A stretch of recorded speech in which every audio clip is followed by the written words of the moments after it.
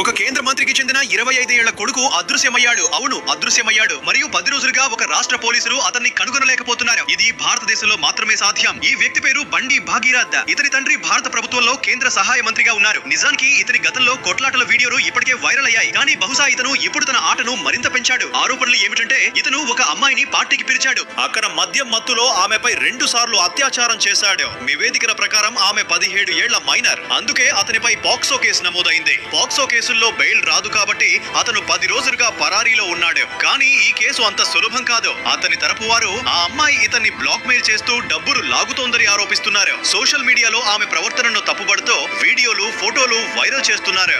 చూడు, ఆమె మద్యం తాగుతుంది. ఆమెకి ఇతర అబ్బాయిలతో ఫోటోలు కూడా ఉన్నాయి. అంటే ఆమె నడవడిక బహుశా సరికాదు. కానీ ఇక్కడ ఒక ప్రశ్న ఉంది. ఒకవేళ ఇతని కూడా చాలా మంది అమ్మాయిలతో ఫోటోలు దొరికితే ఇతని నడవడిక కూడా సరికాదు అని, లేదా ఇతను చెడ్డవాడు అని అనవచ్చా? కానీ అత్యంత షాకింగ్ విషయం ఏమిటంటే ఇతని తండ్రి స్వయంగా ఒక కేంద్ర మంత్రి. ఆయన ఒక ఆదర్శంగా నిలబడాలి, అందరి ముందు తన కొడుకును తీసుకురండి అని. నిజాలు బయటపడతాయి. కానీ గత 10 రోజులుగా వీళ్ళు కోర్టుతో ఆటలాడుతున్నారు. ఎలాగైనా సరే అబ్బాయికి బెయిల్ రావాలి అని. ఇప్పుడు వీళ్ళు అమ్మాయి మైనర్ కాదు అని నిరూపించడానికి ప్రయత్నిస్తున్నారు. ఎందుకంటే పాక్సో కేసుల్లో బెయిల్ రాదు. ఇంకా ఎందుకంటే కేసు సౌత్ ది. అందుకే ఎక్కువగా మన నార్త్ మీడియా ఈ విషయం గురించి పెద్దగా మాట్లాడటం లేదు.